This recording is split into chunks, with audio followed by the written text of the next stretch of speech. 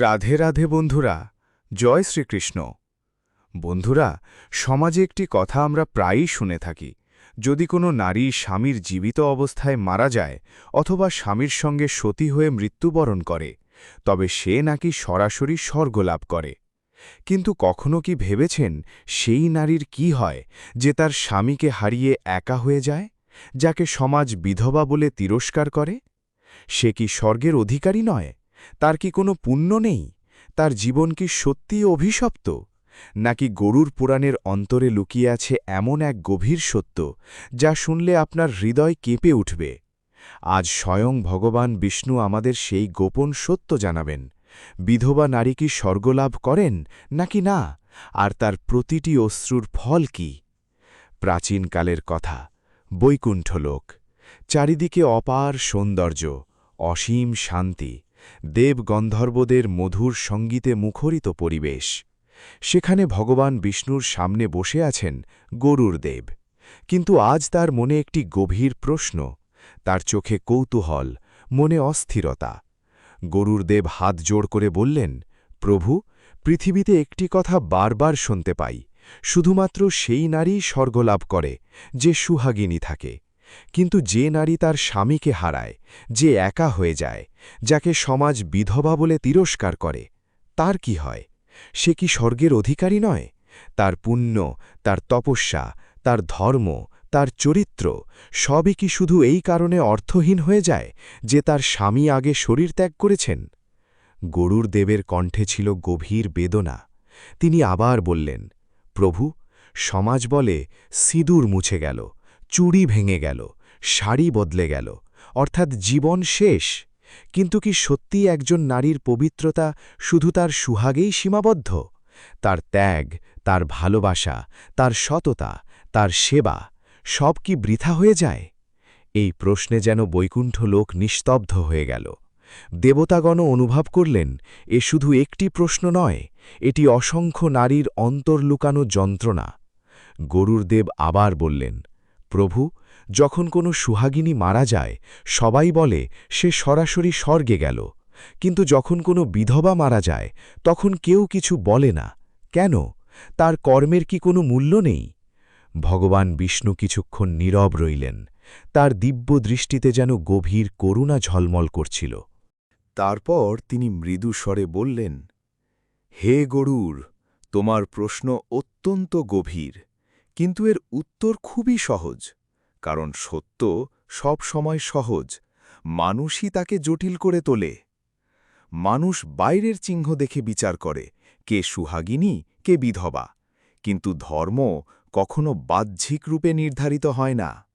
ধর্ম থাকে মানুষের হৃদয়ে, চিন্তায় এবং আচরণে। জেনে রাখো, না চুড়ি পড়লে পুণ্য হয়, না সিঁদুর পড়লে স্বর্গ মেলে। স্বর্গের পথ তৈরি হয় শুধুমাত্র কর্ম, আচার এবং নিষ্ঠার মাধ্যমে। গরুর দেব বিস্ময়ে তাকিয়ে রইলেন। ভগবান বিষ্ণু আবার বললেন, যদি কোনো নারী সুহাগিনী হয়েও অহংকার, প্রতারণা ও অধর্মে লিপ্ত থাকে, তবে তার সুহাগ তাকে স্বর্গ দিতে পারে না। অন্যদিকে যদি কোনো নারী বিধবা হয়েও ধর্ম পালন করে, ত্যাগ ও সংযমে জীবন কাটায়, তবে সেই নারী স্বর্গের সর্বোচ্চ অধিকারী। তারপর ভগবান বিষ্ণুর কণ্ঠ আরও গম্ভীর হয়ে উঠল। হে গরুর, বিধবা হওয়া কোনো দোষ নয়, এটি জীবনের একটি পরিস্থিতি মাত্র। কিন্তু সেই পরিস্থিতিতে যে নারী তার ধর্ম থেকে বিচ্যুত হয় না, দুঃখের মধ্যেও সৎ পথে থাকে, নিজের চরিত্র ও পরিবারের সম্মান রক্ষা করে, সে আর সাধারণ নারী থাকে না, সে এক তপস্বিনী হয়ে ওঠে। গরুর দেবের হৃদয় ভরে উঠল শ্রদ্ধায়। ভগবান বিষ্ণু বললেন, ত্যাগের চেয়ে বড় কোনো তপস্যা নেই, আর একজন বিধবা নারীর জীবন সেই ত্যাগের সর্বোচ্চ উদাহরণ। সে নিজের সুখ ত্যাগ করে, ইচ্ছা ত্যাগ করে, এমনকি নিজের হাসিও ত্যাগ করে, শুধুমাত্র ধর্ম রক্ষা করার জন্য। গরুর দেবের চোখে তখন করুণা ও শ্রদ্ধা একসাথে ফুটে উঠল। ভগবান বিষ্ণু আবার বললেন, জেনে রাখো, স্বর্গের সিদ্ধান্ত নির্ভর করে শুধুমাত্র। স্বর্গলাভ কখনোই এই ভিত্তিতে নির্ধারিত হয় না যে কোনো নারী সুহাগিনী ছিল নাকি বিধবা। স্বর্গের সিদ্ধান্ত নির্ভর করে সে তার জীবনে কতটা সত্যকে ধারণ করেছে, কতটা ধর্ম পালন করেছে এবং কতটা ত্যাগ স্বীকার করেছে। এরপর ভগবান বিষ্ণু এক গভীর ও দুর্লভ রহস্য প্রকাশ করলেন। হে গরুর, যে নারী তার সমৃদ্ধ পিতৃগৃহ ত্যাগ করে স্বামীর ঘরকে আপন করে নেয় এবং স্বামীর মৃত্যুর পরেও সেই ঘরকেই নিজের মনে করে, সেখানেই থেকে ধর্মমতে জীবনযাপন করে, তার এই ত্যাগ দেবতাদেরকেও বিস্মিত করে। গরুর দেব স্তব্ধ হয়ে গেলেন। ভগবান বিষ্ণু আবার বললেন, এমন নারীকে আমি স্বয়ং আশীর্বাদ দিই। সে স্বর্গে ৩ কোটি দিব্য বর্ষ পর্যন্ত অপার সুখ ভোগ করবে এবং পুনর্জন্মে সে কোনো মহান, ঐশ্বর্যশালী ও পুণ্যবান পরিবারে জন্মগ্রহণ করবে। গরুর দেব তখন সম্পূর্ণভাবে আবেগে আপ্লুত। তার সমস্ত সন্দেহ ধীরে ধীরে দূর হয়ে গেল। তিনি বিনম্রভাবে বললেন, প্রভু, আজ আমি বুঝতে পারলাম মানুষের দৃষ্টিভঙ্গি কতটা সীমিত আর আপনার বিচার কতটা বিশাল। যেখানে মানুষ বিধবাকে দুর্ভাগ্যের প্রতীক মনে করে, সেখানে আপনার দৃষ্টিতে সে তো তপস্যা ও ত্যাগের মূর্তি। ভগবান বিষ্ণু শান্ত কণ্ঠে বললেন, হে গরুর, মনে রেখো, আমি কাউকে তার বাহ্যিক রূপ দেখে বিচার করি না, আমি শুধু তার হৃদয় দেখি। সে বিধবা হোক বা সুহাগিনী, যে নারী ধর্ম, সত্য এবং ত্যাগের পথে চলে, তারা উভয়েই আমার কাছে সমান এবং স্বর্গে তাদের স্থান নিশ্চিত। এরপর গল্পটি পৃথিবী লোকে প্রবেশ করে। পৃথিবীর এক ছোট্ট, শান্ত ও পবিত্র গ্রাম, চন্দাপুর। গ্রামটি খুব বড় ছিল না, কিন্তু ছিল সরলতা ও ভালোবাসায় ভরা। এই গ্রামেই বাস করত এক নারী, সাবিত্রী। তার স্বভাব এতটাই মধুর ছিল যে গ্রামের প্রত্যেক মানুষ তাকে সম্মান করে বৌজি বলে ডাকত। সাবিত্রীর পিত্রালয় অত্যন্ত সমৃদ্ধ ছিল। তার পিতা ছিলেন ধনী ব্যবসায়ী। ঘরে কোনো কিছুর অভাব ছিল না, না সোনার উপর, না চাকর বাকরের, না আরাম আয়েশের। কিন্তু বিয়ের পর যখন সে তার স্বামীর ছোট্ট ঘরে এলো, তখন সে কখনোই কোনো অভিযোগ করেনি। নিজের পিত্রালয়ের ঐশ্বর্যের অহংকার তার মনে কখনোই আসেনি। তার সমস্ত মনোযোগ ছিল সেই ছোট্ট ঘরটিকে ভালোবাসায় ও হাসিতে ভরিয়ে তোলা। প্রতিদিন সকালে সাবিত্রী উঠেই আঙিনা পরিষ্কার করত, তুলসী গাছে জল দিত, গরুকে খাদ্য দিত এবং তারপর মহেশের জন্য খাবার প্রস্তুত করত। মহেশ মাঠে কাজে যেত, আর সাবিত্রী তার ফেরার আগ পর্যন্ত ঘরের কাজ, কাপড় ধোয়া এবং গ্রামের অন্য নারীদের সাহায্য করত। তাদের ছোট্ট সংসার ছিল সুখে ভরা। একদিন মহেশ হাসতে হাসতে বলল, সাবিত্রী, তোমার পিত্রালয় এত বড়, এত সমৃদ্ধ, এখানে এই ছোট্ট ঘরে থাকতে তোমার কষ্ট হয় না? সাবিত্রী মৃদু হেসে বলল, এত বড় বাড়ির কী বা মূল্য যদি সেখানে ভালোবাসা না থাকে? আমার পৃথিবী তো সেখানে যেখানে তুমি আছো। মহেশের চোখে জল এসে গেল। কিন্তু জীবন কখনো সরল পথে চলে না। হঠাৎ এক বছর গ্রামে ভয়াবহ বন্যা দেখা দিল। এক রাতে মহেশ মাঠ রক্ষা করতে গিয়ে স্রোতে ভেসে গেল। যখন তার নিথর দেহ বাড়িতে আনা হল, সাবিত্রী ভেঙে পড়ে চিৎকার করে উঠল, প্রভু, আমার সব কিছু কেড়ে নিলে, আমি এখন কিভাবে বাঁচব? তার আর্তনাদে গ্রামের সব নারীর চোখ ভিজে উঠল। শেষ কৃত্যের পর গ্রামের কিছু নারী ফিসফিস করে বলতে লাগল, এখন বৌজি একা কিভাবে থাকবে? বিধবার জীবন খুব কঠিন। কেউ আবার বলল, এখন তার নিজের ঘরটাই বা কোথায়? কিন্তু সাবিত্রী মাথা তুলে চোখের জল মুছে দৃঢ় কণ্ঠে বলল, আমার ঘর এখানেই, যেখানে আমার স্বামী শেষ নিঃশ্বাস নিয়েছেন। এখানেই আমি আমার জীবন কাটাব। তার এই উত্তর শুনে পুরো গ্রাম স্তব্ধ হয়ে গেল। দিন কেটে যেতে লাগল। এখন সংসার চালানোর মতো কেউ নেই, না জমি, না আয়, না কোনো সহায়তা। কিন্তু সাবিত্রী ভেঙে পড়ার মানুষ ছিল না। সে নিজেই মাঠে কাজ করতে শুরু করল। অন্যের বাড়িতে সাহায্য করত, মন্দিরে সেবা করত। নিজের পিত্রালয় থেকে সে একটি কণাও চায়নি, কারণ সে জানত স্বামীর ঘরই তার ধর্ম। তার চরিত্র এতটাই উজ্জ্বল ছিল যে গ্রামের প্রতিটি শিশু তাকে মা বলত, প্রতিটি বৃদ্ধ তাকে মেয়ে মনে করত, আর প্রতিটি নারী তাকে আদর্শ হিসেবে দেখত।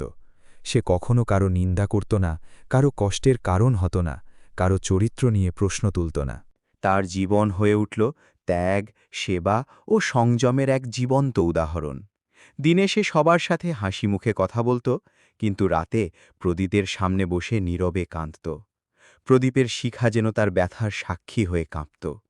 সে প্রায়ই প্রার্থনা করত, হে প্রভু, আমার স্বামী তো চলে গেছেন, কিন্তু আমাকে এত শক্তি দাও যেন আমি তার নামের ওপর কোনো কলঙ্ক না লাগাই।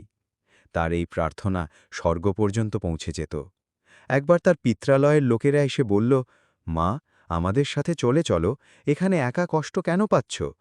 সাবিত্রী বিনয়ের সাথে উত্তর দিল, পিতা, যে ঘরে আমি সুহাগ চেয়েছিলাম সেই ঘরেই আমার জীবন শেষ হবে। আমি স্বামীর ঘর ছেড়ে যাব না। এ কথা শুনে তার পিতাও আবেগে ভেঙে পড়লেন। ধীরে ধীরে তার তপস্যা, ত্যাগ ও ধর্মাচরণ দেবলোককেও প্রভাবিত করতে শুরু করল। স্বর্গে একদিন নারদ মুনি বললেন, হে দেবতাগণ, পৃথিবীতে এমন এক নারী আছেন যিনি বিধবা হয়েও এমন ধর্ম পালন করছেন যার পুণ্যের সুবাস স্বর্গ পর্যন্ত পৌঁছে যাচ্ছে। দেবতারা বিস্মিত হয়ে বললেন, বিধবা হয়েও এত পবিত্র? এ তো অত্যন্ত বিরল। সময় কেটে গেল। একদিন যখন সাবিত্রী প্রাণ ত্যাগ করলেন, তার মুখমণ্ডলে এমন এক দীপ্তি ছিল যা দেখে উপস্থিত সবাই বিস্ময়ে স্তব্ধ হয়ে গেল। গ্রামে চারদিকে আলোচনা শুরু হয়ে গেল। এ কি কোনো সাধারণ নারী ছিল? যখন তার শেষকৃত্য সম্পন্ন হচ্ছিল, তখন অগ্নিশিখার মধ্যে থেকে এক অপূর্ব সুগন্ধ ছড়িয়ে পড়ল। সাবিত্রীর দেহ যদিও পৃথিবীতে রয়ে গেল, কিন্তু তার আত্মা ধীরে ধীরে দেহ ছেড়ে উপরে উঠতে লাগল। তার চারপাশে শুভ্র আলো ছড়িয়ে পড়ল, যেন পূর্ণিমার চাঁদের আলো চারদিকে ছড়িয়ে পড়েছে। ধীরে ধীরে তার দেহ হালকা হয়ে গেল, আর তার আত্মা আকাশের দিকে এগোতে লাগল। যেই মুহূর্তে সে উপরে উঠল, তার সামনে এক দিব্য পথ প্রকাশ পেল। সেই পথ ছিল না সাধারণ, সোনালি আলোয় ভরা, আর দুই পাশে ফুলের বৃষ্টি হচ্ছিল। দূর থেকে ভেসে আসছিল মৃদু বীণার সুর, শঙ্খধ্বনি আর সুগন্ধি বাতাস, যেন স্বয়ং দেবলোক তাকে স্বাগত জানাচ্ছে। সাবিত্রীর চোখে জল এসে গেল, কিন্তু সেই জল ছিল না দুঃখের, ছিল সম্মান ও বিনয়ের। সে সামনে এগিয়ে যেতে লাগল। কিছুক্ষণ পর সে স্বর্গের দ্বার দেখতে পেল, যা রামধনুর 7 রঙে ঝলমল করছিল। স্বর্গে প্রবেশ করতেই সে এমন দৃশ্য দেখল যা তাকে মন্ত্রমুগ্ধ করে দিল। সেখানে না কোনো অন্ধকার, না কোনো দুঃখ, না কোনো রোগ, না কোনো যন্ত্রণা। চারদিকে সোনালি হাওয়া বইছে, ঝলমলে নদী বয়ে চলেছে, আর আকাশে উঠছে অপূর্ব ফুল। ভূমিতে পা রাখতেই তার পদতলে কমল ফুল ফুটে উঠতে লাগল। চারদিকে সুগন্ধে ভরে উঠল পরিবেশ। সাবিত্রী বিনয়ের সাথে বলল, আমি তো এক সাধারণ নারী, আমার জন্য এত সম্মান কেন? এক দেবাঙ্গনা মৃদু হেসে বলল, তপস্যার চেয়ে বড় কিছু নেই, আর আপনার তপস্যাকে দেবতারাও প্রণাম করেন। স্বর্গের অপর প্রান্তে তখন ধর্মরাজ যম প্রকাশ পেলেন। তিনি বললেন, হে সাবিত্রী, তুমি তোমার স্বামীর ঘর ছাড়নি, তোমার ধর্ম ত্যাগ করনি, সত্য, চরিত্র ও সংযম কখনো ত্যাগ করনি। তাই দেবতারা সিদ্ধান্ত নিয়েছেন, তুমি 3 কোটি দিব্য বর্ষ পর্যন্ত স্বর্গের সুখ ভোগ করবে। সাবিত্রী শ্রদ্ধায় মাথা নত করল। তার পার্থিব সরলতা তখন রূপান্তরিত হল দিব্যজ্যোতিতে। তার বস্ত্র হয়ে উঠল সোনালি আভাময়, মাথার উপরে জলজল করতে লাগল আলোর মুকুট। তার পায়ের নিচে ছিল কমল পাপড়ির সুগন্ধ, আর মুখে এমন দীপ্তি যা দেখে দেবীরাও বিস্মিত হয়ে গেলেন। সাবিত্রী অনুভব করল তার সমস্ত দুঃখ, একাকিত্ব আর কষ্ট ধীরে ধীরে মুছে যাচ্ছে। দেবদূতরা তাকে নিয়ে গেল এক অপূর্ব প্রাসাদের দিকে। প্রাসাদটি ছিল রত্নখচিত, স্তম্ভগুলো সোনার, আর ছাদে অসংখ্য তারার মতো আলো ঝলমল করছিল। এক দেবদূত বলল, হে দেবী, এই প্রাসাদ আপনার। এখানে আপনি বিশ্রাম নেবেন, ধ্যান করবেন এবং দিব্য সুখ ভোগ করবেন। সাবিত্রী বিস্ময়ে জিজ্ঞেস করল, এত কিছু আমার জন্য? দেবদূত মৃদু হেসে বলল, পৃথিবীতে যে ত্যাগ করা হয়, স্বর্গে তা শতগুণ হয়ে ফিরে আসে।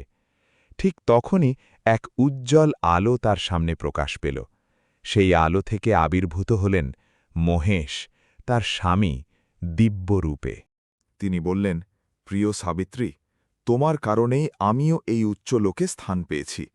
তোমার প্রেম, তপস্যা আর ধর্ম আমাকে উপরে তুলে এনেছে। সাবিত্রীর চোখ ভিজে উঠল। মহেশ আবার বললেন, যে নারী জীবনে ভালোবাসা দেয় আর স্বামীর মৃত্যুর পরেও ধর্ম পালন করে, তার জন্যে স্বর্গের দ্বার চিরকাল খোলা থাকে। সাবিত্রী হাত জোড় করে বলল, আমি যা করেছি তা আমার কর্তব্য ছিল, আমার ধর্ম ছিল। মহেশ হাসলেন, আর সেই ধর্মই আজ তোমাকে দেবীদের আসনে প্রতিষ্ঠিত করেছে। স্বর্গে প্রবেশের সময় সাবিত্রী একটি সংকল্প করল, যে কোনো নারী ধর্ম পালন করতে গিয়ে কষ্ট সহ্য করে, আমি তাকে স্বর্গে সহায়তা করব। তার ত্যাগের ফল সে অবশ্যই পাবে। সেই মুহূর্তে যেন কিছু বদলে গেল, আর সেই পরিবর্তন ঘটল গরুর দেবের হৃদয়ে। সাবিত্রীর সম্পূর্ণ কাহিনী শুনে গরুর দেবের চোখ ভিজে উঠল। তার চোখে তখন করুণা, শ্রদ্ধা ও সম্মানের মিশ্রণ। তিনি কিছুক্ষণ নীরব রইলেন, যেন গভীর কোনো সত্য উপলব্ধি করছেন। তারপর ধীরে ধীরে ভগবান বিষ্ণুর চরণে নত হলেন। প্রভু, আজ আমার অজ্ঞতা দূর হল। আমি এতদিন সেই ভুলটাই দেখেছি যা সমাজ দেখে। বিধবাকে তুচ্ছ করা হয়, তাদের জীবন থেকে রং কেড়ে নেওয়া হয়, তাদের হাসি ছিনিয়ে নেওয়া হয়। এ কি সত্যিই ন্যায়সঙ্গত? তার কণ্ঠে ছিল শুধু প্রশ্ন নয়, ছিল অসংখ্য নারীর যন্ত্রণা। ভগবান বিষ্ণু গরুরকে উঠিয়ে বললেন, হে গরুর, পৃথিবী সব সময় সত্যকে দেখে না। মানুষ শুধু প্রথার পিছনে চলে, আর যখন প্রথা জ্ঞান থেকে দূরে সরে যায়, তখন তা অন্যায়ে পরিণত হয়। বিধবাকে অশুভ বলা ধর্ম নয়, এটি অজ্ঞতা। ধর্ম কখনো কাউকে কষ্ট দিতে শেখায় না। ধর্ম শেখায় করুণা, সম্মান এবং প্রতিটি আত্মার মর্যাদা। গরুর গভীর মনোযোগে শুনছিলেন। ভগবান বিষ্ণু আবার বললেন, একজন নারী যখন বিধবা হয়, তার জীবন তপস্যায় পরিণত হয়। আর যদি সে সেই কষ্টের মধ্যেও ধর্মের পথ না ছাড়ে, তাহলে সে সর্বোচ্চ লোকের অধিকারী হয়। গরুর দেব বললেন, প্রভু, এখন আমি বুঝতে পেরেছি, স্বর্গের পথ সুহাগে নয়, ধর্মে। আর বিধবা নারী যদি তার কর্তব্য পালন করে, তবে সে সর্বোচ্চ লোকের যোগ্য। ভগবান বিষ্ণু শেষবার বললেন, মনে রেখো, আমি কাউকে তার পোশাক, রূপ বা বৈবাহিক অবস্থান দিয়ে বিচার করি না। আমি বিচার করি তার কর্ম, তার হৃদয়, তার ত্যাগ। যে নারী দুঃখেও ধর্মের পথ ছাড়ে না, অপমানেও সংযম হারায় না, একাকিত্বেও সত্য ত্যাগ করে না, সে আমার কাছে সবচেয়ে প্রিয়, আর তার জন্যে স্বর্গের দ্বার সর্বদা উন্মুক্ত। এই কথা বলতেই বৈকুণ্ঠে এক দিব্য আলো ছড়িয়ে পড়ল। আকাশ থেকে ফুলের বৃষ্টি হতে লাগল। দেব গন্ধর্বরা মধুর সঙ্গীত বাজাতে লাগল। গরুর দেব মাথা নত করলেন। তার মনে আর কোনো প্রশ্ন রইল না, শুধু শান্তি, শুধু সত্য। হে মানব সমাজ, কখনো কোনো বিধবাকে তুচ্ছ ভাববেন না। তিনি দুঃখের প্রতীক নন, তিনি ত্যাগ, ধৈর্য ও তপস্যার প্রতিমা। যদি তিনি ধর্মের পথে চলেন, তাহলে তার স্থান স্বর্গে নিশ্চিত, আর তার প্রতিটি ত্যাগ তাকে দেবত্বের আরও কাছে নিয়ে যায়।